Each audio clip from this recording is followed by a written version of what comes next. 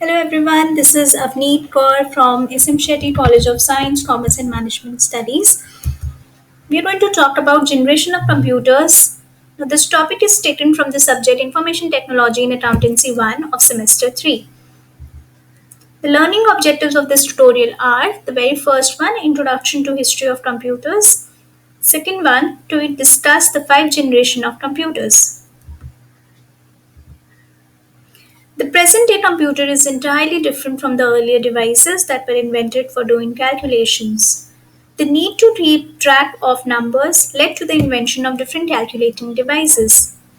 Right from abacus, the first counting device, many devices were invented, leading to the development of computers.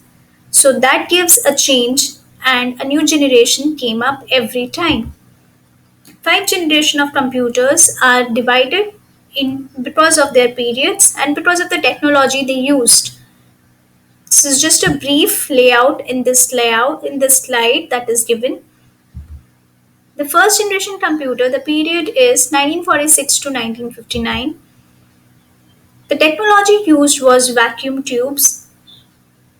They were so big in size and produced a lot of heat and were very prone to frequent fusing of installations. So they were very expensive and could be afforded only by very large organizations. In this generation, mainly batch processing operating system was used. Punch cards, paper tapes, and magnetic tapes were used as input and output devices. The computers relied on machine language to perform any operations and could solve only one problem at a time. These are the picture. This is the picture basically that shows they were so big in nature and they used vacuum tubes that gives them so bulky, that makes them so bulky, and they occupy the whole room. The main features of these generations, this is just a recap that we have. They used vacuum tube technology. They were highly unreliable. They supported machine language only. They were very costly in nature. They generated a lot of heat. Some computers of this generation were ENIAC, EDVAC, UNIVAC, IBM 701, IBM 650. Second generation of computers, the period was 1959 to 1965. Now, the vacuum-based technology was replaced by transistors. Transistors were quite cheaper. They consumed less power. They were more compact in size now, more reliable and faster than your first generation machines. In this generation, magnetic cores were used as primary memory and magnetic tape and magnetic disks as secondary storage devices. Assembly language and high-level programming languages like Fortran, COBOL were used.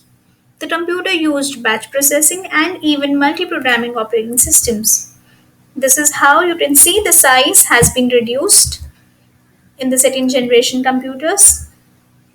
The main features, as we have already discussed, transistors were used. They were far better, they were reliable, they were smaller in size as compared to first generation computers.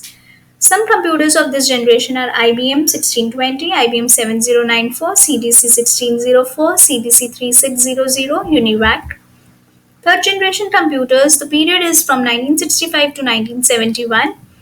The computers of third generation used integrated circuits, that is ICs. Now the whole circuit system has been replaced with an IC, and the size of the computer has been reduced. It has become very far better. A single IC has many transistors, resistors, and capacitors along with associated circuitry. The IC was invented by Jack Kilby. This development made computers smaller in size, reliable, and more efficient. High-level languages like Fortran, COBOL, Pascal, BASIC, they were all introduced in this generations. These are the main features. These are the examples. IBM 360 series, Honeywell 6000, PDP, IBM 370. This is how it looked.